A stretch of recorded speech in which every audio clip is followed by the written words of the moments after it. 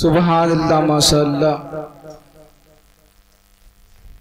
آپ حضرات بہت ہی اطمینان و سکون کے ساتھ اس محفل پاک میں بیٹھے ہیں۔ ابھی آپ تمامی حضرات کے سامنے عالی جناب شبیر صاحب اپنی بہترین انداز میں نعت نبی سنا کے آپ کے ذہن و قلوب کو منور و مجلہ کر رہے تھے۔ کسی نے کہا ہے کہ جہاں کہیں بھی اللہ کے پیارے محبوب کی محفل سجائی رچائی بسائی جاتی ہے تو اس محفل کو حضرت جبریل علیہ السلام اپنے مبارک پروں سے اہل محفل کو ڈھانک لیا کرتی، اور حضرت جبریل علیہ السلام کا اتنا بڑا پر ہے کہ اگر اپنے پر کو کھول دے تو پورے روئے زمین کم پڑ جائے گی۔ تو آپ حضرات حضرت جبریل علیہ السلام کے مبارک پروں کے سائے میں بیٹھے ہوئے ہیں۔ جب تک لے آپ اس محفل پاک میں بیٹھے رہیں گے انشاءاللہ فرشتے آپ کی حفاظت کرتے ہوئے نظر آئیں گے۔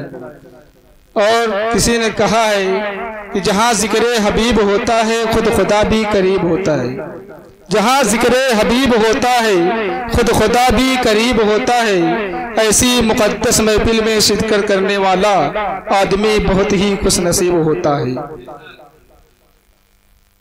اس مقدس محفل میں شرکت کرنے والا آدمی بہت ہی خوش نصیب ہوتا ہے۔ تو آئیے بلا تاخیر اس بزم کا آخری خطاب کرنے کے لیے خطیب اہل سنت ناصر مسلک اعلیٰ حضرت علامہ مولانا محمد سرور علی رقیبی مصباحی صاحب قبلہ خطیب امام جامع مسجد کیوں آئے اپنی بہترین انداز میں خطاب کر کے ہم سامعین کے ذہن و قلوب کو منور و مجلہ فرمائے۔ شاعر کہتا ہے کہ با ادب پھر ادب کا مقام آ رہا ہے۔ کسی نے کہا با ادب پھر ادب کا مقام آ رہا ہے، محمد کہہ ایسا غلام آ رہا ہے، خدا جن کی تقریر پر ہے زمانہ وہی آج شعری خطاب آ رہا ہے۔ آئیے حضرت کا استقبال نعرہ تکبیر نعرہ رسالت کے چھاؤں میں کر لیا جائے۔ آپ حضرات کا جتنا ہی بلند نعرہ ہوگا اتنا ہی عمدہ حضرت کا خطاب ہوگا۔ نعرہ تکبیر نعرہ رسالت مسلک اعلیٰ حضرت فیضان اعلیٰ حضرت محفل میلاد مصطفیٰ مہداول کی سنی مسلمان نعرہ تکبیر نعرہ رسالت۔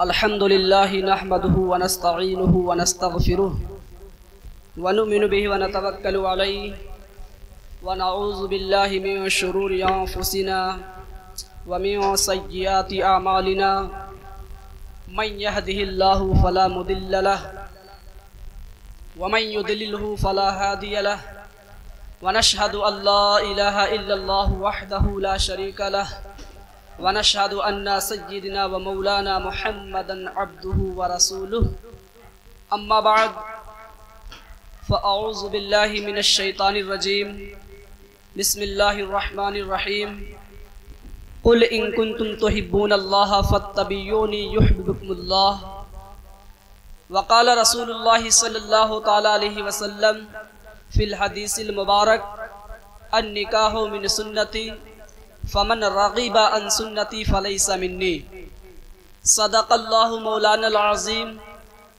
وصدق رسوله النبي الأمين المتين المبين الكريم ونحن على ذلك لمن الشاهدين والشاكرين والحمد لله رب العالمين آمین الى یوم الدین و الى غیر النہایہ۔ منبر نور پر جلوہ افروز معزز علماء ملت اسلامیہ طالبان علوم نبویہ محترم بزرگوں عزیز دوستوں ہم عمر ساتھیوں اور اسلامی رشتے کی میری ماں اور بہنوں السلام علیکم ورحمۃ اللہ وبرکاتہ۔ آئیے سب سے پہلے ہم اور آپ مل کر انتہائی عقیدت و محبت کے ساتھ اپنی اور ساری کائنات کے مرکز عقیدت حضور احمد مجتبی محمد عربی روحی فدا صلی اللہ علیہ وسلم کی بارگاہ بیکس پناہ میں ہدیہ درود پاک پیش کریں اور بلند آواز سے پڑھیں۔ اللہ رب محمد صلی اللہ علیہ وسلم نحن عباد محمد صلی اللہ علیہ وسلم صلو علیہ صلاۃ و سلاما علیک یا رسول اللہ صلی اللہ تعالیٰ علیہ وسلم۔ حضرات گرامی، بڑی دیر سے یہ پروگرام چل رہا ہے۔ آپ حضرات نے مجھ سے پیشتر بہت سے لوگوں سے آپ نے نعت و منقبت کے اشعار سماعت کیے۔ نعت و منقبت کا ایک لمبا سلسلہ چلا اور پھر میں آپ حضرات کے درمیان آیا۔ آج کی یہ محفل شادی خانہ آبادی کے سلسلے میں منعقد ہے۔ میں دعا گو ہوں اللہ رب العزت جو کل پرسوں میں شادیاں ہونے والی ہیں اسے کامیاب فرمائے اور اس میں آسانیاں پیدا فرمائے، اور صاحب خانہ نے آج کی اس مقدس محفل کا جس مقصد کے تحت اہتمام کیا ہے، جس نیک نیت کے ساتھ انتظام کیا ہے، رچایا ہے، بسایا ہے، اللہ ان کی جائز مرادیں پوری فرمائے، ان کی جائز مقاصد کی تکمیل فرمائے، اور اس محفل میلاد کے صدقے میں گھر میں بھی خیر و برکت عطا فرمائے، شادی میں بھی برکت عطا فرمائے۔ حضرات محترم، میں نے خطبہ مسنونہ کے بعد ایک مشہور آیت کریمہ تلاوت کرنے کا شرف حاصل کیا ہے، اور رسول کریم صلی اللہ علیہ وسلم کی ایک حدیث بھی آپ حضرات کے سامنے میں نے پڑھی ہے۔ انشاءاللہ العزیز آیت کریمہ اور حدیث پاک کی روشنی میں کچھ دیر آپ حضرات سے لب کشائی کا شرف حاصل کروں گا۔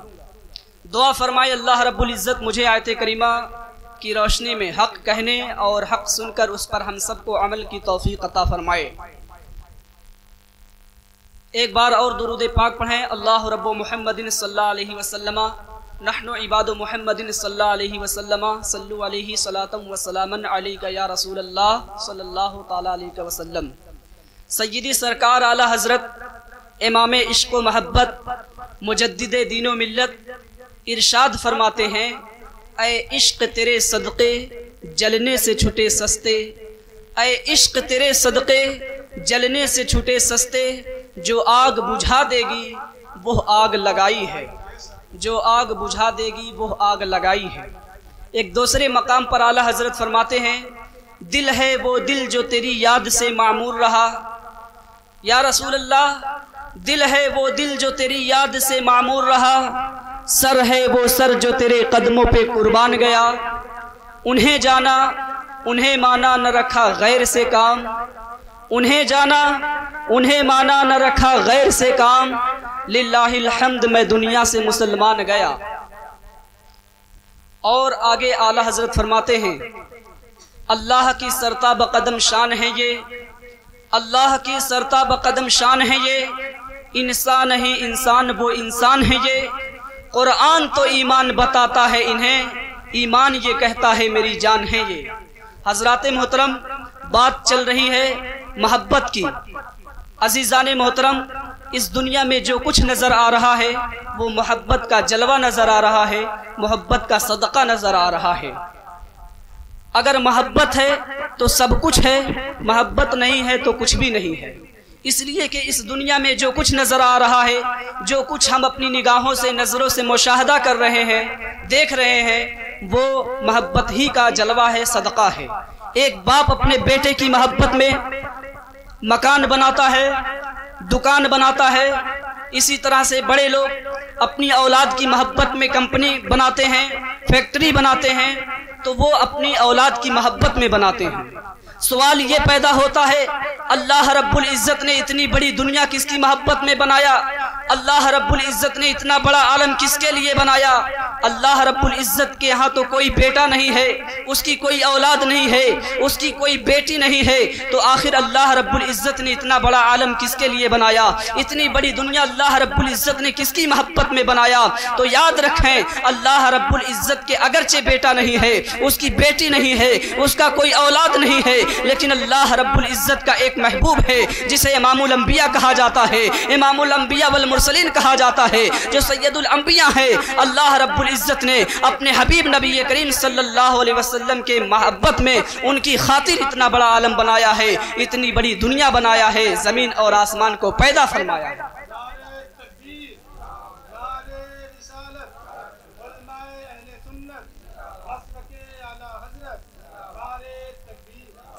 حدیث قدسی ہے، اللہ رب العزت ارشاد فرماتا ہے لولاک لما خلقت الافلاک والارضین، اے محبوب اگر تمہیں بھیجنا اس دنیا میں مقصود نہ ہوتا، اے محبوب اگر تیری ولادت مقصود نہ ہوتی تو نہ میں تو زمین کو پیدا کرتا اور نہ ہی میں آسمان کو پیدا کرتا۔ میں نے زمین اور آسمان کو صرف اور صرف تیرے لیے پیدا کیا ہے، تیری خاطر بنایا ہے۔ اسی لیے تو اعلیٰ حضرت امام اہل سنت فرماتے ہیں یا رسول اللہ زمین و زماں تمہارے لیے، چنی و چنا تمہارے لیے، بنے دو جہاں تمہارے لیے، بنے دو جہاں تمہارے لیے۔ اور اعلیٰ حضرت فرماتے ہیں کہ وہ جو نہ تھے تو کچھ نہ تھا، وہ جو نہ ہو تو کچھ نہ ہو، جان ہے وہ جہان کی، جان ہے تو جہان ہے۔ عزیزان محترم، ایک حدیث پاک میں اللہ رب العزت نے ارشاد فرمایا لولا محمد لما خلقتک، حضرت آدم علیہ السلام سے فرمایا کہ اے آدم اگر محمد رسول اللہ صلی اللہ علیہ وسلم کو پیدا کرنا مقصود نہ ہوتا تو میں تجھے نہ پیدا کرتا۔ تو پتہ یہ چلا کہ اللہ رب العزت نے اتنی بڑی دنیا نبی کریم صلی اللہ علیہ وسلم کی محبت میں بنایا ہے، اتنا بڑا عالم نبی کریم صلی اللہ علیہ وسلم کی محبت میں بنایا ہے۔ اللہ رب العزت قرآن پاک میں ارشاد فرماتا ہے قل ان کنتم تحبون اللہ فاتبعونی یحببکم اللہ، اے محبوب آپ اعلان کر دیجئے، آپ اپنے امت سے بتا دیجئے کہ اے لوگو اگر تم اللہ سے محبت کرتے ہو، اگر تم اللہ سے محبت کا دم بھرتے ہو، اگر تم اللہ سے محبت کا دعویٰ کرتے ہو فاتبعونی، تو تم میری اتباع کرو، تو تم میرا حکم مانو، تو تم میری فرما برداری کرو، یحببکم اللہ، اللہ تعالیٰ تمہیں دوست رکھے گا، اللہ تم سے محبت فرمائے گا، اللہ تمہیں اپنا پیارا دوست بنا لے گا۔ اس آیت کریمہ میں اللہ رب العزت نے اپنے حبیب صلی اللہ علیہ وسلم سے کہلوایا کہ اے حبیب آپ اپنی امت سے فرما دیجئے اگر تم اللہ سے محبت کا دعویٰ کرتے ہو تو میری اتباع کرو، میری فرما برداری کرو، اللہ تجھے محبوب بنا لے گا، اللہ تم سب کو محبوب بنا لے گا۔ اس آیت کریمہ سے معلوم ہوتا ہے کہ نبی کریم صلی اللہ علیہ وسلم کی اتباع، فرما برداری، ان کا حکم ماننا ہر شخص پر ضروری ہے، ہر شخص پر لازم ہے۔ عزیزان محترم، اسلام نبی کریم صلی اللہ علیہ وسلم سے محبت کرنے کا حکم دیتا ہے۔ آدمی نمازی ہو، روزہ دار ہو، صوم و صلاۃ کا پابند ہو، حاجی ہو، دین کا غازی ہو، لیکن اگر اس کے سینے میں نبی کریم صلی اللہ علیہ وسلم کی محبت نہیں ہے، رسول اللہ کا عشق نہیں ہے، تو در حقیقت وہ مسلمان اور مومن کہلانے کا حق نہیں رکھتا ہے، وہ مومن نہیں ہے، وہ مسلمان نہیں ہے۔ آپ منافقین کی تاریخ پڑھیے، منافقین کی زندگی مطالعہ کریے، ان کی سیرت پڑھیے، تو آپ کو پتہ چلے گا کہ منافقین کے بارے میں قرآن اعلان کرتا ہے وما ہم بمومنین، وہ مومن نہیں ہیں، وہ ایمان والے نہیں ہیں۔ قرآن نے منافقین کو کہا کہ وہ ایمان والے نہیں ہیں۔ منافقین کو قرآن نے بے ایمان کیوں کہا، غیر مومن کیوں کہا؟ کیا مومن ہیں منافقین؟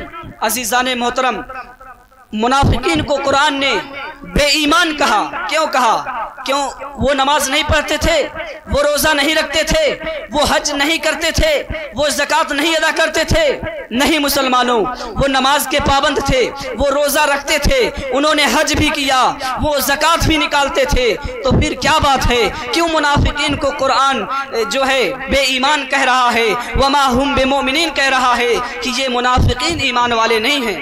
تو اگر آپ پڑھیں تو آپ کو پتہ چلے گا کہ منافقین کو صرف اور صرف اس لیے قرآن نے بے ایمان کہا، اس لیے کہ ان کے سینے میں رسول اللہ کی محبت نہیں تھی، رسول اللہ کا عشق نہیں تھا، جس کی بنیاد پہ قرآن نے ارشاد فرمایا وما ہم بمومنین، اگرچہ وہ نماز پڑھتے ہیں، روزہ رکھتے ہیں، لیکن وہ ایمان والے نہیں ہیں، وہ مومن نہیں ہیں۔ تو پتہ چلا کہ ایمان اصل نبی کریم صلی اللہ علیہ وسلم سے محبت ہی ہے، رسول کریم صلی اللہ علیہ وسلم سے محبت، نبی کریم صلی اللہ علیہ وسلم کی عشق، ان کا عشق، یہ ایمان کی اصل ہے، ایمان کی جان ہے۔ اسی لیے اعلیٰ حضرت نے فرمایا اللہ کی سرتابہ قدم شان ہے یہ، انسان ہی انسان وہ انسان ہے یہ، قرآن تو ایمان بتاتا ہے انہیں، ایمان یہ کہتا ہے میری جان ہے یہ۔ تو جان ایمان ہے رسول اللہ، نبی کریم صلی اللہ علیہ وسلم کی محبت ایمان کی اصل ہے، ایمان کی بنیاد ہے۔ عزیزان محترم، نبی کریم صلی اللہ علیہ وسلم سے ہمیں سب سے زیادہ محبت کرنا چاہیے۔ اسلام ماں باپ سے محبت کرنے کو منع نہیں کہا، اسلام بھائی اور بہن سے محبت کرنے سے روکتا نہیں ہے، اسلام نے خاندان اور کنبہ والوں سے محبت کرنے کے لیے منع نہیں کیا ہے، بلکہ اسلام حکم دیتا ہے کہ اے ایمان والو، تم اپنے ماں باپ سے محبت کرو، تم اپنے ماں باپ کے ساتھ حسن سلوک کرو، تم اپنے رشتہ داروں کے ساتھ حسن سلوک کرو۔ اسلام نے خاندان اور برادری کے لوگوں سے محبت کرنے سے منع نہیں کیا ہے، بلکہ اسلام اور حکم دیتا ہے کہ اے ایمان والو، تم اپنے رشتہ داروں سے محبت کرو، اپنے خاندان والوں سے محبت کرو۔ لیکن سوال اس وقت کا ہے کہ جب خاندان کی محبت کا ٹکراؤ رسول کریم صلی اللہ علیہ وسلم کی محبت سے ہو، جب بھائی اور برادری کی محبت کا ٹکراؤ رسول کونین صلی اللہ علیہ وسلم کی محبت سے ہو، جب ماں باپ کی محبت کا ٹکراؤ رسول کونین صلی اللہ علیہ وسلم کی محبت کی ٹکراؤ ہو، اس وقت آدمی کیا کرے؟ اس وقت شریعت کا کیا حکم ہے؟ تو اس وقت شریعت کا حکم یہ ہے کہ خاندان کی محبت، رشتہ دار کی محبت، بھائی بہن کی محبت، ماں باپ کی محبت کو اسلام کی محبت پر قربان کر دیا جائے، نبی کریم صلی اللہ علیہ وسلم کی محبت پر قربان کر دیا جائے، محبت رسول پر قربان کر دیا جائے۔ اس لیے کہ حدیث پاک میں سرکار نے ارشاد فرمایا، لا یؤمن احدکم حتی اکون احب الیہ من والدہ وولدہ والناس اجمعین۔ اے لوگو، تم میں سے اس وقت تک کوئی مومن کامل نہیں ہو سکتا جب تک کہ میں اس کے نزدیک اس کے ماں باپ سے، اس کی اولاد سے اور تمام لوگوں سے زیادہ پیارا نہ ہو جاؤں۔ یعنی جب تک آدمی اپنے ماں باپ، اپنی اولاد اور تمام لوگوں سے زیادہ محبت مجھ سے نہ کرے، اس وقت تک آدمی مومن کامل نہیں ہو سکتا ہے۔ اس حدیث پاک سے ثابت ہوتا ہے کہ نبی کریم صلی اللہ علیہ وسلم سے ہم سب سے زیادہ محبت کریں۔ اچھا، نبی کریم صلی اللہ علیہ وسلم سے سب سے زیادہ محبت ہم کیوں کریں؟ دیکھیے، محبت کس کو کہتے ہیں؟ آپ محبت سمجھیں، محبت کس کو کہتے ہیں؟ کسی کی طرف دل کا مائل ہونا یہ محبت ہے، کسی کی طرف دل جھکے یہ محبت ہے۔ اور محبت کی دو قسمیں ہیں، ایک ہے محبت طبعی اور ایک ہے محبت عقلی۔ اس حدیث پاک میں محبت طبعی مراد نہیں ہے، محبت عقلی مراد ہے۔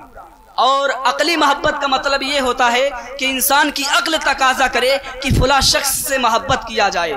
تو آئیے محبت عقلی کے تناظر میں ہم دیکھیں کہ نبی کریم صلی اللہ علیہ وسلم سے سب سے زیادہ محبت کیوں کی جائے۔ محبت عقلی کے 3 سبب ہیں جن کی بنیاد پر آدمی محبت کرتا ہے۔ مثال کے طور پر مال و دولت، جود و نوال۔ ایک سبب یہ ہے کہ آدمی کسی سے محبت کرے مال و دولت کی بنیاد پر، جود و نوال کی بنیاد پر، کہ آدمی بہت بڑا مالدار ہے، فیاض ہے، مال لٹاتا رہتا ہے، روپیہ پیسہ خرچ کرتا رہتا ہے، تو آدمی اس وجہ سے اس شخص سے کبھی کبھی محبت کرتا ہے۔ اور کبھی کبھی علم و فضل کی وجہ سے، فضل و کمال کی وجہ سے، مقام و مرتبہ کی وجہ سے آدمی کسی شخص سے محبت کرتا ہے کہ آدمی کا مقام اور مرتبہ بہت اونچا ہے، بہت بلند ہے، اس کا مرتبہ بہت بلند ہے، اس بنیاد پر آدمی محبت کرتا ہے۔ اور تیسری وجہ محبت کرنے کی یہ ہے کہ آدمی بہت خوبصورت ہو، بہت حسین و جمیل ہو، یہ تیسری وجہ ہے۔ تو محبت عقلی کے 3 سبب ہیں، ایک تو مال و دولت، جود و نوال، اور دوسرا مقام و مرتبہ بہت بلند و بالا ہے، اور تیسرا سبب حسن و جمال اور خوبصورتی ہے۔ ان 3 وجہوں کی بنیاد پر آدمی کسی شخص سے محبت کرتا ہے۔ کوئی ضروری نہیں ہے کہ یہ تینوں وجہیں اس شخص کے اندر پائی جائیں جس سے آپ محبت کریں۔ کسی ایک کا پایا جانا کافی ہے جس کا ہم روز مشاہدہ کرتے رہتے ہیں۔ مثلا کسی کے پاس صرف دولت ہے، کوئی صرف پیسہ خرچ کرتا ہے، تب بھی ہم اس سے محبت کرتے ہیں۔ اسی طرح سے کوئی صرف خوبصورت ہے، تب بھی ہم اس سے محبت کرتے ہیں۔ اسی طرح سے صرف کسی کا مقام اور مرتبہ بہت بلند و بالا ہے، کوئی بہت اونچے پوسٹ پر ہے، تب بھی ہم اس سے محبت کرتے ہیں۔ اور یہ بھی ہے کہ جس سے ہم محبت کریں اس کے اندر یہ تینوں باتیں بھی پائی جائیں، اس کا مقام و مرتبہ بھی بلند و بالا ہو، وہ مال و دولت والا بھی ہو، وہ فیاض بھی ہو، اور اس کا اونچا مقام و مرتبہ بھی ہو، اور وہ خوبصورت بھی ہو۔ اور یہ بھی ہے کہ کسی کے اندر کم مال و دولت پائی جائے گی، کسی کے اندر کم خوبصورتی پائی جائے گی، کسی کے اندر کم جو ہے علم و فضل اور مقام و مرتبہ پایا جائے گا، اور کسی کے اندر اعلیٰ درجے کا پایا جائے گا، فرسٹ کوالٹی کا پایا جائے گا۔ اب آئیے اتنی بات جب آپ نے سمجھ لی تو اب نبی کریم صلی اللہ علیہ وسلم کی ذات کو آپ سامنے رکھیں. دیکھیں نبی کریم صلی اللہ علیہ وسلم کی ذات میں محبت عقلی کے اسباب پائے جاتے ہیں کہ نہیں. اگر مال و دولت کی بات ہے، جود و نوال کی بات ہے، فیاضی کی بات ہے، تو میرے مصطفیٰ صلی اللہ علیہ وسلم سے بڑا فیاض کون ہے؟ میرے آقا صلی اللہ علیہ وسلم سے بڑا مالدار کون ہے؟ میرے آقا صلی اللہ علیہ وسلم دنیا کے خزانوں کے مالک ہیں. خزانوں کی کنجیاں میرے آقا صلی اللہ علیہ وسلم کے پاس ہے. اگر مقام اور مرتبے کی بات ہے تو اس دنیا میں رسول پاک صلی اللہ علیہ وسلم سے بڑا کون شخص ہے؟ ان سے مقام اور مرتبہ کس کا بلند و بالا ہے؟ یعنی سب سے بڑا مقام اور مرتبہ ہمارے آقا صلی اللہ علیہ وسلم ہی کا ہے اس دنیا میں. یہاں تک کہ تمام انبیاء اور رسول کرام کا بھی مقام اور مرتبہ وہ نہیں ہے جو ہمارے آقا صلی اللہ علیہ وسلم کا مقام اور مرتبہ ہے. اسی طرح سے آپ خوبصورتی کو لے لیجئے. دنیا اگر خوبصورتی کی بنیاد پر محبت کرتی ہے تو اس دنیا میں میرے آقا صلی اللہ علیہ وسلم سے حسین و جمیل کون ہے؟ میرے آقا صلی اللہ علیہ وسلم سے زیادہ خوبصورت کون ہے؟ پتہ چلا ہمارے آقا صلی اللہ علیہ وسلم کی ذات میں جو محبت عقلی کے 3 اسباب ہیں وہ بدرجہ اتم موجود ہیں. اس لیے عقل بھی تقاضا کرتی ہے کہ ہم نبی کریم صلی اللہ علیہ وسلم سے سب سے زیادہ محبت کریں. نبی کریم صلی اللہ علیہ وسلم ہمارے نزدیک سب سے زیادہ محبوب ہو، یہاں تک کہ ہماری اولاد سے بھی زیادہ محبوب ہو، مال سے بھی زیادہ محبوب ہو، دولت سے بھی زیادہ محبوب ہو، والدین سے بھی زیادہ محبوب ہو. اسی لیے تو ڈاکٹر اقبال نے کہا محمد کی محبت دین حق کی شرط اول ہے، اسی میں ہو اگر خامی تو سب کچھ نامکمل ہے. اور کی محمد سے وفا تو نے تو ہم تیرے ہیں، یہ جہاں چیز ہے کیا لوح و قلم تیرے ہیں. عزیزان محترم، میں ابھی حدیث پاک پر روشنی ڈالوں گا، اس سے قبل آیت کریمہ پر آپ حضرات سے گفتگو کر رہا ہوں. بات چل رہی ہے محبت کی.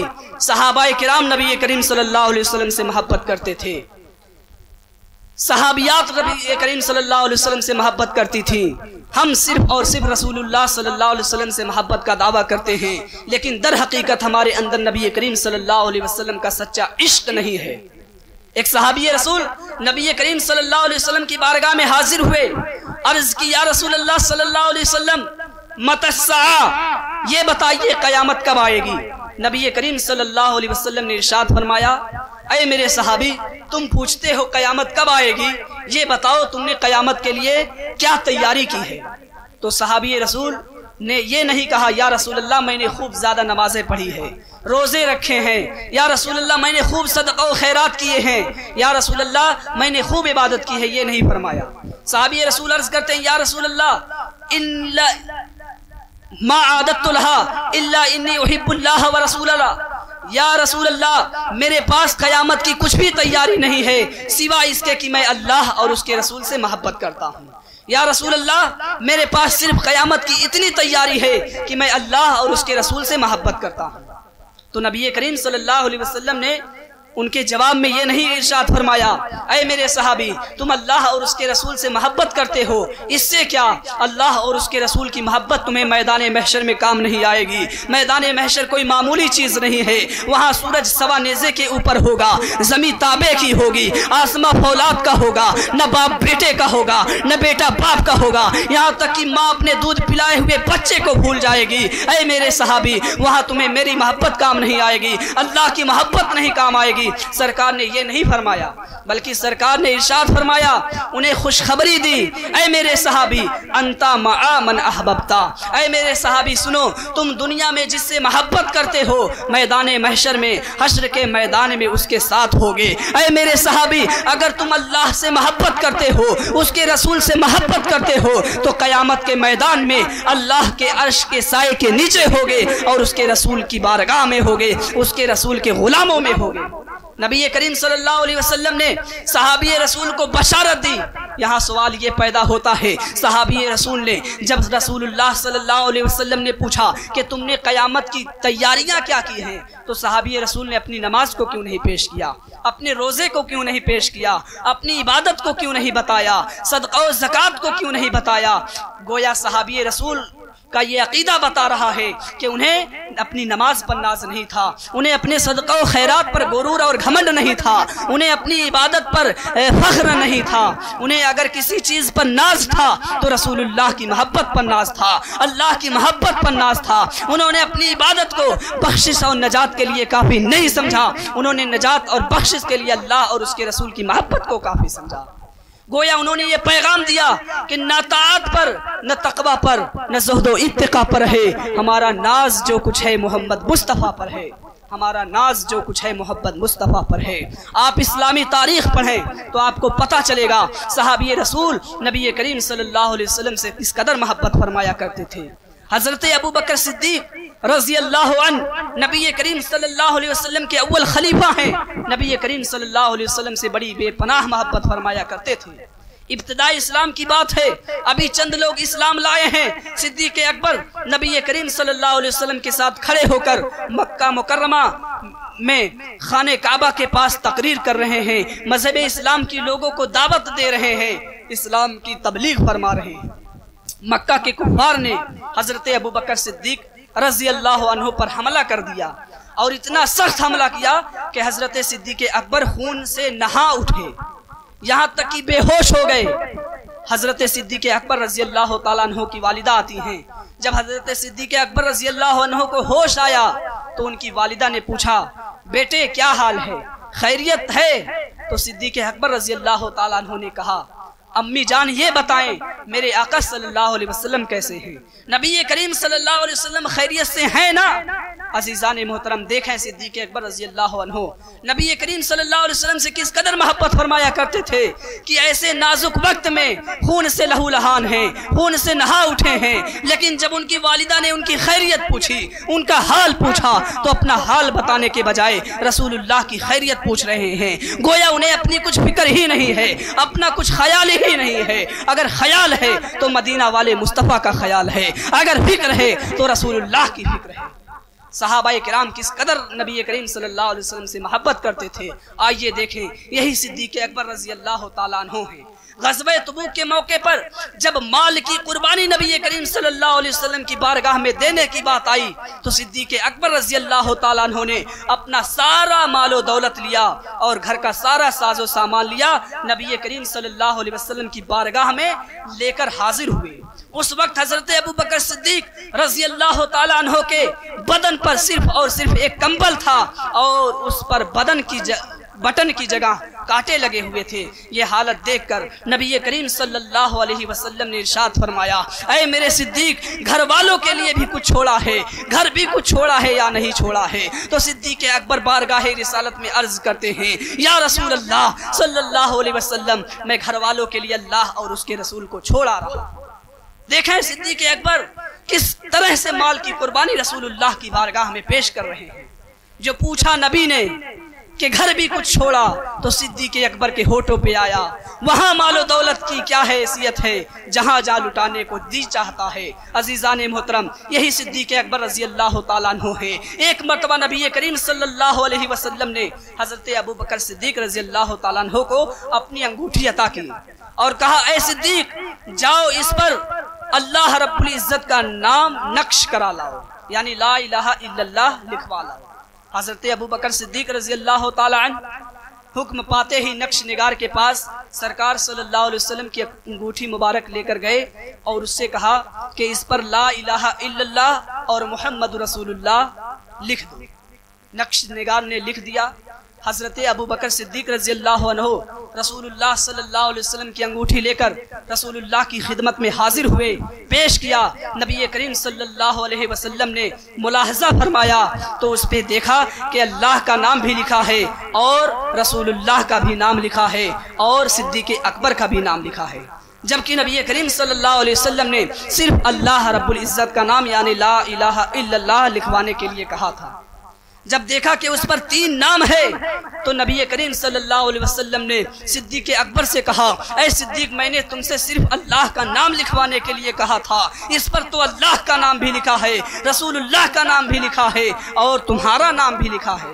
اے صدیق ایسا کیسے ہو گیا؟ تو صدیق اکبر رضی اللہ تعالیٰ عنہ عرض کرتے ہیں، ادب کے ساتھ عرض کرتے ہیں، یا رسول اللہ میں نے اس سے کہا کہ اس پر لا الہ الا اللہ لکھ دو اور محمد رسول اللہ لکھ دو، یعنی میں نے صرف اس سے اللہ کا نام لکھوایا ہے اور آپ کا نام لکھوایا ہے، اس لیے کہ یا رسول اللہ میری محبت نے گوارا نہ کیا کہ اللہ کے نام سے میں آپ کا نام جدا کرا دوں، اس لیے اللہ کے نام کے ساتھ میں نے آپ کا نام بھی اس پہ نقش کروایا۔ لیکن یا رسول اللہ باخدا میں نے اس سے اپنا نام لکھنے کے لیے نہیں کہا ہے، مجھے نہیں معلوم میرا نام انگوٹھی پر کیسے آ گیا ہے۔ اتنے میں بلبل سدرا حضرت جبریل امین بارگاہ رسالت میں حاضر ہوئے، عرض کرتے ہیں یا رسول اللہ صلی اللہ علیہ وسلم اللہ رب العزت فرماتا ہے صدیق اکبر کا نام انگوٹھی پر میں نے لکھا ہے، اس لیے کہ جب صدیق اکبر نے یہ گوارا نہیں کیا کہ آپ کا نام اللہ کے نام سے جدا کریں تو میں نے بھی صدیق اکبر کا نام آپ کے ساتھ جدا نہیں کیا، میں نے بھی جو ہے صدیق کا نام آپ کے ساتھ اس پہ لکھوا دیا۔ عزیزان محترم یہ محبت تھی۔ حضرت ابوبکر صدیق رضی اللہ تعالیٰ عنہ نے وصیت فرمائی تھی کہ لوگوں جب میرا انتقال ہو جائے اور میرے جنازے کی تجہیز و تکفین کا سامان تیار ہو جائے تو میرا جنازہ لے کر روضہ انور پر حاضر ہونا اور روضہ انور کے سامنے دروازے پر رکھ دینا اور کہنا یا رسول اللہ آپ کا صدیق آپ کا رفیق آپ کی بارگاہ میں حاضر ہے اور آپ کے قرب میں دفن کی اجازت چاہتا ہے، اگر دروازہ روضہ انور کا خود بخود کھل جائے تو مجھے روضہ انور میں سرکار کے پہلو میں دفن کرنا ورنہ جنت البقیع میں دفن کر دینا۔ جب صدیق اکبر کا انتقال ہوا تو لوگوں نے وصیت پر عمل کی اور جب آپ کا جنازہ تیار ہو گیا تو روضہ انور کے پاس لے گئے اور عرض کی یا رسول اللہ آپ کے یار غار صدیق اکبر حاضر ہیں، آپ کے پہلو میں دفن کی اجازت چاہتے ہیں۔ اتنا سننا تھا روضہ انور کا دروازہ خود بخود کھل گیا اور آواز آئی ادخل الحبیب الی الحبیب فإن الحبیب الی الحبیب مشتاق، کہ دوست کو دوست سے ملا دو، اس لیے کہ دوست دوست سے ملنے کے لیے مشتاق ہے۔ اور پھر صدیق اکبر رضی اللہ عنہ کو نبی کریم صلی اللہ علیہ وسلم کو ان کے بغل میں دفن کیا گیا۔ یہ صدیق اکبر رضی اللہ عنہ کو محبت کا صلہ ملا۔ صدیق اکبر رضی اللہ تعالیٰ عنہ کے بیٹے حضرت عبد الرحمن ہیں۔ جنگ بدر کا واقعہ ایک بار ذکر کرتے ہوئے انہوں نے اپنے ابو سے کہا کہ ابا جان جب جنگ بدر کی لڑائی لڑی جا رہی تھی تو آپ رسول کریم صلی اللہ علیہ وسلم کے ساتھ تھے، آپ اسلام کی تبلیغ و اشاعت کے لیے لڑ رہے تھے، آپ اسلام کے تحفظ کے لیے لڑ رہے تھے اور میں ابو جہل کے ساتھ تھا، میں اسلام کو مٹانے کے لیے لڑ رہا تھا، میں اسلام کو نیست و نابود کرنے کے لیے لڑ رہا تھا۔ ابا جان کئی بار ایسا ہوا آپ میری تلوار کی زد میں آئے لیکن میں نے آپ کو باپ سمجھ کر چھوڑ دیا، آپ پر وار نہیں کیا۔ اتنا سننا تھا حضرت ابوبکر صدیق رضی اللہ عنہ اپنے بیٹے سے فرماتے ہیں اے میرے بیٹے تو کیا کہتا ہے کہ تو نے مجھے اپنا باپ سمجھ کر چھوڑ دیا؟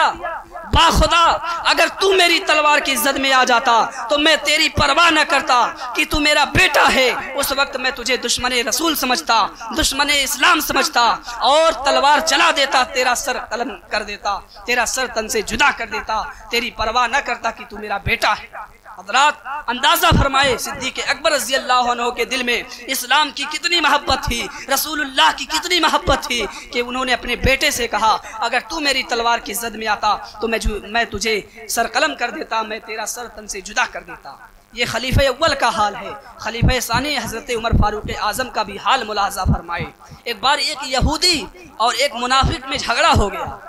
یہودی نے کہا کہ جھگڑے کا فیصلہ محمد رسول اللہ صلی اللہ علیہ وسلم کریں گے، کسی حال میں وہ مان ہی نہیں رہا تھا، تو مقدمہ رسول اللہ صلی اللہ علیہ وسلم کی خدمت میں آیا، سرکار نے معاملات پوچھے اور پھر حق یہودی کا ثابت ہوا تو نبی کریم صلی اللہ علیہ وسلم نے یہودی کے حق میں فیصلہ فرما دیا۔ مجلس ختم ہو گئی، لوگ نکلے، جب باہر نکلا منافق تو کہنے لگا مجھے رسول اللہ صلی اللہ علیہ وسلم کا فیصلہ پسند نہیں آیا، اس لیے حضرت عمر فاروق اعظم کے پاس چلتے ہیں، وہ جو فیصلہ کریں گے ہمیں منظور ہوگا۔ منافق کہا ٹھیک ہے۔ حضرت عمر فاروق اعظم کے گھر لوگ آئے اور اپنی پوری بات بتائی اور یہودی نے یہ بھی کہا کہ اس نے کہا تھا رسول اللہ جو فیصلہ کہیں گے وہ منظور ہو جائے گا، حق میرا ثابت ہوا، سرکار نے میرے حق میں فیصلہ فرما دیا ہے، اب یہ کہتا ہے کہ مجھے سرکار کا فیصلہ سمجھ میں نہیں آیا، اس لیے آپ کے پاس آئے ہیں، آپ کے دربار میں آئے ہیں۔ حضرت عمر فاروق اعظم نے کہا اچھا بیٹھو، میں اندر سے آتا ہوں اور پھر فیصلہ کر دیتا ہوں۔ حضرت عمر اندر گئے اور اندر سے تلوار نکلے اور اس منافق کا سر قلم کر دیا، سر تن سے جدا کر دیا۔ ارشاد فرمایا جسے رسول اللہ کا فیصلہ نہیں پسند آتا اس کا فیصلہ میری تلوار کرتی ہے۔ عزیزان محترم، حضرت عمر فاروق اعظم کس طرح سے رسول اللہ صلی اللہ علیہ وسلم سے محبت فرماتے تھے، کس طرح محبت کرتے تھے کہ ایک فیصلے کو ناپسند کیا منافق نے تو فوراً اس کا سر قلم کر دیا۔ حضرت عمر فاروق اعظم رضی اللہ تعالی عنہ نبی کریم صلی اللہ علیہ وسلم سے بہت ہی زیادہ محبت فرمایا کرتے تھے۔ حضرت عثمان غنی ذو النورین تیسرے خلیفہ، ان کا بھی حال سن لیجئے۔ انہوں نے ایک بار نبی کریم صلی اللہ علیہ وسلم کی اپنے گھر دعوت کی اور خوب اچھا انتظام کیا، اہتمام کیا، اور نبی کریم صلی اللہ علیہ وسلم کو لیوانے گئے دعوت کے لیے۔ سرکار جب اپنے گھر سے چلے دعوت کے لیے تو حضرت عثمان غنی رضی اللہ عنہ نبی کریم صلی اللہ علیہ وسلم کا قدم مبارک گن رہے تھے کہ سرکار کتنا قدم رکھ رہے ہیں، اور پھر جب نبی کریم صلی اللہ علیہ وسلم پہنچ گئے تو صدیق حضرت عثمان غنی رضی اللہ تعالیٰ عنہ نے ہر قدم پر ایک غلام آزاد کیا رسول اللہ صلی اللہ علیہ وسلم کی محبت میں۔ اور مقام حدیبیہ میں جب نبی کریم صلی اللہ علیہ وسلم اپنے صحابہ کے ہمراہ تھے تو عثمان غنی ذو النورین کو نبی کریم صلی اللہ علیہ وسلم نے بھیجا تھا مکہ میں قریش سے صلح کرنے کے لیے۔ جب حضرت عثمان غنی ذو النورین مکہ میں پہنچے تو مکہ کے کفار نے کہا، منافقین نے کہا، اے عثمان تمہارے نبی محمد ابن عبداللہ کو خانہ کعبہ کے طواف کرنے کی اجازت نہیں ہے، خانہ کعبہ میں عبادت کرنے کی اجازت نہیں ہے۔ ہاں اے عثمان تم مکہ آ گئے ہو، اگر چاہو تو خانہ کعبہ کی زیارت کر سکتے ہو، خانہ کعبہ کا طواف کر سکتے ہو۔ عزیزان محترم، خانہ کعبہ کا طواف کرنا کون نہیں چاہتا ہے؟ ہم اور آپ خانہ کعبہ کا طواف کرنے کے لیے ترستے ہیں، کون نہیں چاہتا ہے کہ خانہ کعبہ کا طواف کرنے کو ہمیں مل جائے۔ جب حضرت عثمان غنی مکہ پہنچے تو انہوں نے کہا، اے عثمان تمہارے نبی کو خانہ کعبہ کی طواف کی اجازت نہیں ہے، اگر تم چاہو تو خانہ کعبہ کا طواف کر سکتے ہو، تمہارے لیے کوئی روک ٹوک نہیں ہے، کوئی پابندی نہیں ہے، تم چاہو تو کر سکتے ہو، اگر خواہش ہے تو رہ کے عبادت کر لو۔ اس وقت حضرت عثمان غنی رضی اللہ عنہ نے ارشاد فرمایا، میں اس وقت تک خانہ کعبہ کا طواف نہیں کر سکتا جب تک کہ میرے آقا صلی اللہ علیہ وسلم خانہ کعبہ کا طواف نہ کر لیں، خانہ کعبہ میں عبادت نہ کریں، میں اس وقت تک خانہ کعبہ کا طواف نہیں کر سکتا۔ یہ حضرت عثمان کی محبت تھی نبی کریم صلی اللہ علیہ وسلم سے۔ حضرت علی رضی اللہ عنہ چوتھے خلیفہ ہیں، آخری خلیفہ ہیں، ان کی بھی آپ کیفیت دیکھیں، جان بچانا دیکھیے ہر انسان پر فرض ہے، ایسے ہی جیسے نماز پڑھنا فرض ہے، نماز بھی پڑھنا فرض ہے اور انسان کا اپنا جان بچانا بھی فرض ہے۔ لیکن آپ دیکھیں جب صدیق اکبر رضی اللہ عنہ کے ساتھ نبی کریم صلی اللہ علیہ وسلم غار ثور میں گئے اور صدیق اکبر رضی اللہ عنہ غار ثور میں داخل ہوئے، غار کی صفائی کی، پھر نبی کریم صلی اللہ علیہ وسلم غار میں داخل ہوئے اور صدیق اکبر نے غار کے تمام سوراخ کو بند کر دیا، جن سوراخ سے موذی جانوروں کے آنے کا خطرہ تھا ان تمام سوراخ کو بند کر دیا۔ ایک سوراخ خالی رہ گیا تو صدیق اکبر رضی اللہ عنہ اس سوراخ میں اپنا پاؤں لگائے ہوئے تھے اور اس غار میں صدیق اکبر اور نبی کریم صلی اللہ علیہ وسلم آرام فرما رہے تھے۔ اس سوراخ کے راستے سے ایک سانپ روزانہ آیا کرتا تھا، جب دیکھا کہ تمام سوراخ بند ہیں اور اس سوراخ میں جہاں صدیق اکبر رضی اللہ عنہ کا پاؤں تھا تو وہاں سانپ آیا اور اس راستے سے غار کے اندر داخل ہونا چاہا، مگر صدیق اکبر رضی اللہ عنہ نے وہاں اپنا پاؤں لگا رکھا تھا۔ سانپ صدیق اکبر رضی اللہ تعالیٰ عنہ کو کاٹتا رہا، مگر صدیق اکبر رضی اللہ تعالیٰ عنہ نے اپنی جان کی پرواہ نہیں کی، اپنی جان کی فکر نہیں کی، بلکہ وہ پاؤں رکھے رہے، سانپ کاٹتا رہا۔ اور نبی کریم صلی اللہ علیہ وسلم کو جب معلوم ہوا تو اللہ کے رسول صلی اللہ علیہ وسلم نے اپنا لعاب دہن صدیق اکبر کے زخم پر لگایا اور پھر اللہ نے شفا عطا فرمائی، اللہ نے سکینہ نازل فرمائی۔ مقام صحابہ میں حضرت علی رضی اللہ تعالیٰ عنہ نماز عصر نہیں پڑھے تھے، اللہ کے رسول صلی اللہ علیہ وسلم نماز عصر پڑھ چکے تھے، وقت ختم ہوا جا رہا ہے، سورج ڈوبنے والا ہے، حضرت علی رضی اللہ عنہ نے ابھی عصر کی نماز نہیں پڑھی تھی، جبکہ عصر کی نماز پڑھنا فرض ہے۔ اگر کوئی ترک کرے گا تو وہ سزا پائے گا، وہ گنہگار ہوگا۔ لیکن حضرت علی رضی اللہ عنہ نے نبی کی محبت میں، نبی کی اطاعت میں عصر کی نماز مقام صحابہ میں قضا کر دی۔ اور جب نبی کریم صلی اللہ علیہ وسلم بیدار ہوئے، حضرت علی کی آنکھیں اشکبار تھی، تو سرکار نے فرمایا اے علی تم کیوں رو رہے ہو، تمہیں کس چیز نے رلایا ہے؟ تو حضرت علی نے کہا یا رسول اللہ کوئی بات نہیں ہے، آپ نے نماز عصر پڑھ لی تھی، میں نے ابھی نہیں پڑھی تھی، یا رسول اللہ میری نماز قضا ہو گئی ہے، بس اس فکر میں کچھ آنسو نکل آئے ہیں۔ نبی کریم صلی اللہ علیہ وسلم نے سورج کو اشارہ فرمایا، سورج پلٹ آیا، حضرت علی رضی اللہ تعالی عنہ نے نماز عصر ادا فرمائی۔ اعلیٰ حضرت فرماتے ہیں سورج الٹے پاؤں پلٹے، چاند اشاروں سے ہو چاک، اندھے نجدی دیکھ لیں قدرت رسول اللہ کی، اندھے نجدی دیکھ لیں قدرت رسول اللہ کی۔ میں بتانا یہ چاہتا ہوں کہ صدیق اکبر نے غار ثور میں جان بچانے کا فریضہ ترک کیا، اور مقام صحابہ میں حضرت علی نے عصر کی نماز جو فرض ہے اسے ترک کیا، لیکن اللہ نے حضرت علی پر کوئی ناراضگی کا اظہار نہیں فرمایا، صدیق اکبر پر کوئی ناراضگی کا اظہار نہیں فرمایا، اور نہ ہی نبی کریم صلی اللہ علیہ وسلم نے ناراضگی کا اظہار فرمایا، بلکہ نبی کریم صلی اللہ علیہ وسلم نے حضرت علی کے بارے میں فرمایا ان علی کان فی طاعت اللہ ورسولہ، علی تو اللہ اور اس کے رسول کی طاعت میں تھے، فرما برداری میں تھے۔ اور صدیق اکبر نے جو جان کا فریضہ ترک کیا، جان بچانے کا فریضہ ترک کیا، تو نبی کریم صلی اللہ علیہ وسلم ان کے زخم پر خود اپنا لعاب دہن لگا کر انہیں شفا عطا کر رہے ہیں۔ معلوم ہوا انہوں نے ناراضگی کا اظہار نہیں فرمایا۔ ان بزرگوں کا یہ مقدس عمل یہ بتا رہا ہے، اور قرآن پاک کی اس آیت کریمہ کی تفسیر کر رہا ہے من یطیع الرسول فقد اطاع اللہ، کہ جس نے اللہ کے رسول سے محبت کی، جس نے اللہ کے رسول کا حکم مانا، جس نے اللہ کے رسول کی فرما برداری کی، اس نے اللہ کا حکم مانا، اس نے اللہ سے محبت کی، اس نے اللہ کی فرما برداری کی۔ اسی لیے اعلیٰ حضرت امام اہل سنت نے فرمایا کہ ثابت ہوا کہ جملہ فرائض فرو کے ہیں، اصل الاصول بندگی استاج ور کی ہے، اصل الاصول بندگی استاج ور کی ہے۔ عزیزان محترم، صحابہ کرام نبی کریم صلی اللہ علیہ وسلم سے بے پناہ محبت کرتے تھے، بے انتہا محبت کرتے تھے، اس طرح محبت کرتے تھے کہ اگر نبی کریم صلی اللہ علیہ وسلم کی بارگاہ میں مال کی قربانی دینے کی بات آئی تو صحابہ نے نبی کی بارگاہ میں مال کی قربانی پیش کی، اگر جان کی قربانی دینے کی بات آئی تو صحابہ نے نبی کی بارگاہ میں جان کی قربانی پیش کی، اگر اولاد کی قربانی دینے کی بات آئی تو صحابہ نے نبی کی بارگاہ میں اولاد کی قربانی پیش کی، اور اگر مذہب اسلام کی تبلیغ و اشاعت کے لیے شان و شوکت دکھانے کی بات آئی تو صحابہ نے نبی کے ساتھ کھڑے ہو کر اسلام کی شان و شوکت بھی دکھائی، اگر چاہو جلال دکھانے کی بات آئی تو نبی کے صحابہ نے نبی کے ساتھ کھڑے ہو کر اسلام کا چاہو جلال بھی دکھایا، اور اگر جہاد کرنے کی بات آئی تو نبی کے صحابہ نے نبی کے ساتھ کھڑے ہو کر جہاد بھی فرمایا، اگر مذہب اسلام کے تحفظ کے لیے اور اپنی دفاع کے لیے تلوار چلانے کی بات آئی تو صحابہ نے نبی کے ساتھ کھڑے ہو کر تلوار بھی چلائی ہے۔ صحابہ اس طرح سے رسول اللہ صلی اللہ علیہ وسلم سے محبت کرتے تھے۔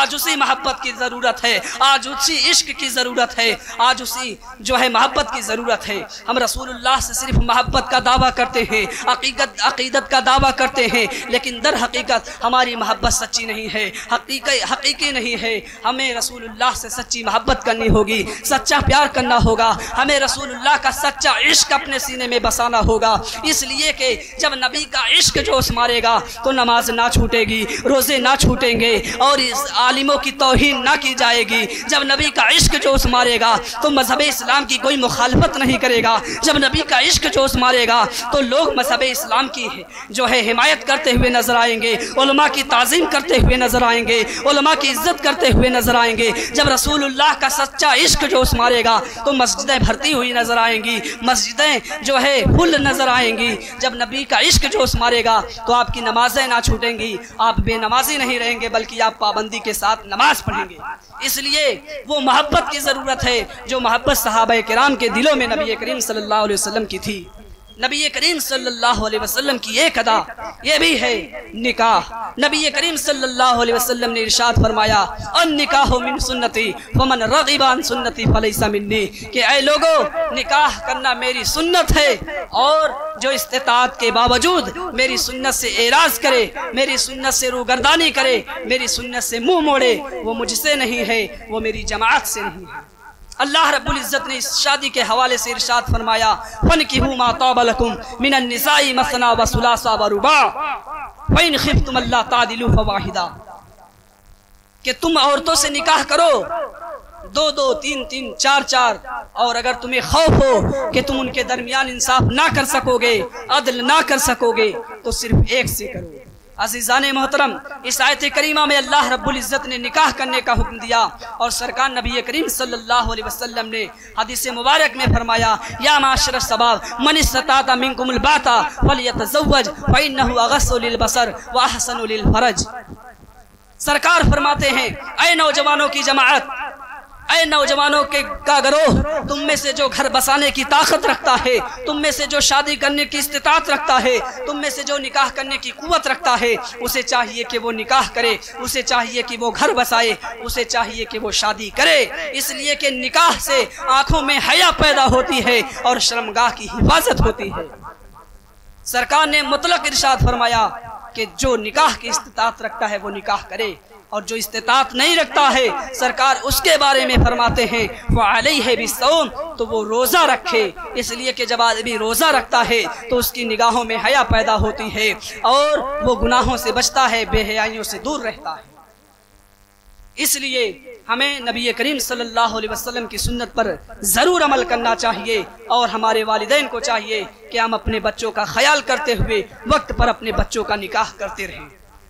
اس لیے کہ اگر آپ نے وقت پر اپنے اولاد کی شادی نہ کی، نکاح نہ کیا، اور آپ کے بچے کسی گناہ میں ملوث ہو گئے، کوئی غلطی کر بیٹھے، تو آپ یہ نہ سمجھیں کہ اس کا جرم صرف انہی کو ملے گا، اس کے گنہگار صرف اور صرف وہی ہوں گے، بلکہ حدیث پاک میں ہے کہ اگر بچہ بالغ ہو گیا اور ماں باپ نے ان کی شادی نہ کی، تو اگر انہوں نے کوئی غلطی کی تو اس کا گناہ اور جرم ان کے والدین پر بھی پڑے گا، ماں باپ پر بھی پڑے گا۔ اس لیے والدین کو چاہیے کہ وہ اپنے فریضہ اور اپنی ذمہ داری کو وقت پر نبھائیں، اور شادی میں جو سب سے اہم مرحلہ ہوتا ہے وہ رشتہ طے کرنے کا ہوتا ہے۔ جب رشتہ طے کرنے کی بات آتی ہے تو ہم ساری چیزیں دیکھتے ہیں، ہمارے معاشرے کے لوگ مالداری بھی دیکھ لیتے ہیں، حسب و نسب بھی دیکھ لیتے ہیں، خاندان بھی دیکھ لیتے ہیں، اور حسن و جمال بھی دیکھ لیتے ہیں، سب کچھ دیکھ لیتے ہیں کہ ہمارے گھر جو بہو آنے والی ہے وہ خوبصورت ہے یا نہیں، اس کے گھر والے مالدار ہیں یا نہیں، جہیز ملے گا یا نہیں، لڑکی حسین و جمیل ہے یا نہیں، لڑکی انگلش بول سکتی ہے یا نہیں، انٹرنیٹ چلا سکتی ہے یا نہیں، موبائل اور کمپیوٹر چلا سکتی ہے یا نہیں، گھر کی ساری چیزیں ہمارے گھر والے دیکھ لیتے ہیں، ہمارے سماج اور معاشرے کے لوگ دیکھ لیتے ہیں، لیکن جو اصل چیز ہے اسے نہیں دیکھتے، اس پر کسی کی توجہ نہیں جاتی ہے۔ عزیزان محترم، اصل چیز کیا ہے؟ سیرت ہے، اخلاق ہے۔ سیرت دیکھنی چاہیے، اخلاق دیکھنی چاہیے کہ اس کی سیرت اچھی ہے یا نہیں، اس کے اخلاق اچھے ہیں یا نہیں، اسے چھوٹے اور بڑوں کا ادب معلوم ہے یا نہیں۔ اے مسلمانوں، کیا آپ نے اپنے بیٹی کا رشتہ طے کرنے سے پہلے یہ سوچا، اور اپنے بیٹے کی شادی کرنے سے پہلے، رشتہ کرنے سے پہلے یہ دیکھا کہ جو ہمارے گھر بہو بن کر آنے والی ہے وہ بچی انگلش بول سکے یا نہ بول سکے، قرآن پاک کی تلاوت کر سکتی ہے یا نہیں؟ کیا آپ نے کبھی توجہ دی کہ ہمارے گھر جو بہو آئے گی اسے اور کوئی چیز آتی ہو یا نہ آتی ہو، وہ نماز کی پابندی کرتی ہے یا نہیں، وہ لڑکی پردے کے ساتھ آ کر ہمارے گھر میں رہ سکتی ہے یا نہیں، اسے چھوٹے بڑے کا ادب و احترام معلوم ہے یا نہیں، اس کی سیرت اچھی ہے یا نہیں، اس کے گھر والے دیندار ہیں یا نہیں، اس کے ماں باپ نمازی ہیں یا نہیں؟ کیا آپ نے یہ معلوم کرنے کی کوشش کی؟ اگر نہیں کی ہے تو آپ کوشش کریں، اس لیے کہ ہو نیک بیوی اگر تو گھر کو جنت بنا دیتی ہے، اور اگر بیوی بد ہو تو گھر کو جہنم بنا دیتی ہے۔ اس لیے اے مسلمانوں، تم پر ضروری ہے، لازم ہے، اگر تم اپنے گھر میں خوشحالی چاہتے ہو، اگر تم شادی کو کامیاب و کامران بنانا چاہتے ہو، اگر تم یہ چاہتے ہو کہ شادی کے بعد ہمارے بیٹے اور ہمارے پورے گھر والوں کی زندگی اچھے سے گزرے، تو تمہیں نکاح سے پہلے، رشتہ طے کرنے سے پہلے رشتہ دار کے یہاں یہ بھی دیکھنا ہوگا کہ دینداری بھی ہے ہے یا نہیں, لڑکی دیندار ہے یا نہیں, اس کی سیرت کیسی ہے, اس کے اخلاق کیسے ہیں, اسے چھوٹے بڑے کا ادب معلوم ہے یا نہیں معلوم ہے. جب آپ یہ دیکھیں گے تو انشاءاللہ العزیز آپ کے گھروں کی شادیاں کامیاب ہوگی. شادی کے بعد کوئی خرابی گھر میں پیدا نہیں ہوگی اور کوئی بگاڑ اور تناؤ پیدا نہیں ہوگا. اس لیے کہ جو لوگ دیندار ہوتے ہیں, جن کی سیرت اچھی ہوتی ہے, جس کا اخلاق اچھا ہوتا ہے, وہ بڑے نیک اور اچھے ہوتے ہیں. وہ آپ کا بھی ادب کریں گے, آپ کے بچوں کے ساتھ بھی پیش اچھے سے آئیں گے اور آپ کا بھی ادب و احترام کریں گے. اور نبی کریم صلی اللہ علیہ وسلم نے تو ہمیں معیار عطا کیا ہے. ہم کیوں جائیں کسی اور کی پیروی کرنے, کسی اور کے طرز انداز پر رشتہ تلاش کرنے. نبی کریم صلی اللہ علیہ وسلم نے اس موقع پر بھی ہماری ہدایت فرمائی ہے. سرکار ارشاد فرماتے ہیں, تنکح المرأۃ لاربعین لمالها ولحسنها ولجمالها ولحسبها فاظفر بذات الدین. سرکار فرماتے ہیں کہ عورت سے 4 باتوں کی وجہ سے نکاح کیا جاتا ہے, مالداری کی بنیاد پر, حسن و جمال کی بنیاد پر, اور حسب و نسب کی بنیاد پر, اور دینداری کی بنیاد پر. آقا ارشاد فرماتے ہیں فاظفر بذات الدین, تم دینداری کو ترجیح دو. گویا نبی کریم صلی اللہ علیہ وسلم نے ہمیں ضابطہ دیا, ہمیں معیار بتایا کہ تمہاری شادی کا معیار دینداری ہونا چاہیے, رشتہ طے کرنے کا معیار دینداری ہونا چاہیے. یعنی دینداری رسول اللہ صلی اللہ علیہ وسلم نے ہمارے لیے معیار ٹھہرایا ہے اور ہمیں ضابطہ جو دیا ہے وہ دینداری کا دیا ہے کہ تم دینداری ہی دیکھو. لہٰذا ہرگز رشتہ طے کرتے وقت مالداری کو مت دیکھنا, حسن و جمال کو مت دیکھنا, حسب و نسب کو مت دیکھنا, اس لیے کہ رسول اللہ نے ہمیں جو معیار دیا ہے وہ دینداری کو کا ہے. تو دینداری پہلے دیکھنا, حسن و جمال بعد میں دیکھنا. دینداری پہلے دیکھنا, خوبصورتی بعد میں دیکھنا. دینداری پہلے دیکھنا اور حسب و نسب بعد میں دیکھنا. اس لیے کہ جو لوگ دیندار ہوں گے ان کے ہاں ساری چیزیں انشاءاللہ العزیز خود پائی جائیں گی. اور سرکار نے یہ بھی حدیث پاک میں ارشاد فرمایا, تم مال و دولت کی بنیاد پر نکاح کرتے ہو, یاد رکھو اگر تم مال و دولت کی بنیاد پر کسی سے نکاح کرتے ہو تو ان کا مال و دولت ختم ہو جائے گا. اگر تم کسی عورت سے خوبصورتی کی بنیاد پر, حسن و جمال کی بنیاد پر نکاح کرتے ہو تو یاد رکھو ان کی خوبصورتی ختم ہو جائے گی, ان کا حسن و جمال ختم ہو جائے گا. اگر تم حسب و نسب کی بنیاد پر کسی سے نکاح کرتے ہو تو ان کی خاندانی شرافت باقی نہیں رہے گی. لیکن اگر تم دینداری کی بنیاد پر نکاح کرو گے تو دین اور اس کا اثر یہاں بھی باقی رہے گا اور آخرت میں بھی باقی رہے گا. اس لیے مسلمانوں, رسول اللہ نے ارشاد فرمایا کہ تم عورتوں سے دینداری کی بنیاد پر نکاح کرو تو ہمارا معیار دیندار ہونا چاہیے. اللہ رب العزت ہم سب کو شریعت کی روشنی میں رشتہ تلاش کرنے کی توفیق عطا فرمائے. شریعت کی روشنی میں, شریعت کے دائرے میں رہ کر شادی بیاہ کی تقریب کرنے کی توفیق عطا فرمائے اور نبی کریم صلی اللہ علیہ وسلم کی سنت جو ہے وہ سادگی سے کرنے کی توفیق عطا فرمائے.